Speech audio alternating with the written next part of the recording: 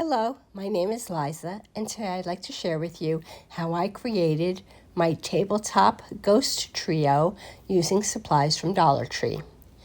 What you'll need is one of these freestanding, unpainted ghosts, a package of the Color Your Own Ornament ghosts, and new to Dollar Tree this year, the Woodward I Chose Boo.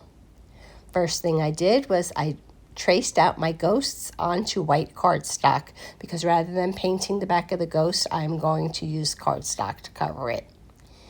Then to make the openings solid black, I cut some black paper just to fit behind the eyes and the mouth. I didn't want to hand paint my checkerboard, so I had some scrapbook paper and I cut it to size of the base and the exclamation point. Next, I painted my ghosts. The boo sign is black on both sides, and the white ghosts are just on one side, although you can do the outer edge of the back in case you don't think your paper will cover it completely. Next, to highlight the eyes more, I took a black Sharpie and I just trace out along the outer edges the eyes and the mouth. I glued my exclamation point onto the boo sign, and I wrapped the base of my ghost with the checkered paper, and I wrapped it like a gift, each piece. Next, I glued my black pieces onto the backs of the ghosts, just where the eyes and mouth are. And then I added my white paper to the back of the ghosts.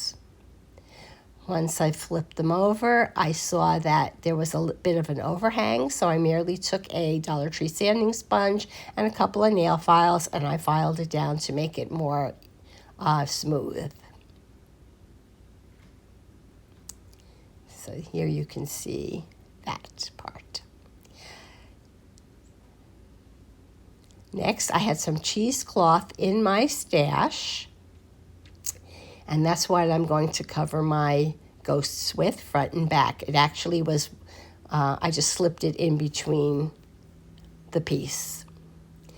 Then I cut it, trimmed it all the way around. I wanted it wispy on the arms and the bottom, and then at the head, I just used the Mod Podge and I just glued it closer. That's what I should have said. I Mod Podged it on. And I repeated the same exact process for the little ghosts.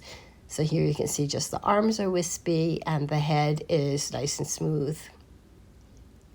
Then I thought the boo needed something a little more, so I took a white gel pen and I just doodled some little lines onto it. I attached my boo sign to the base of the ghost with some wood glue. And then I attached one ghost with wood glue to the actual boo sign, and the other one I attached with wooden beads to the back of the freestanding ghost to give it some dimension. Then it was time for Quarantino to do his quality control check, and after giving it a good sniff, he declared my project was complete. Quarantino and I hope you enjoyed our little project. If you did, please give our video a thumbs up. Leave us a comment.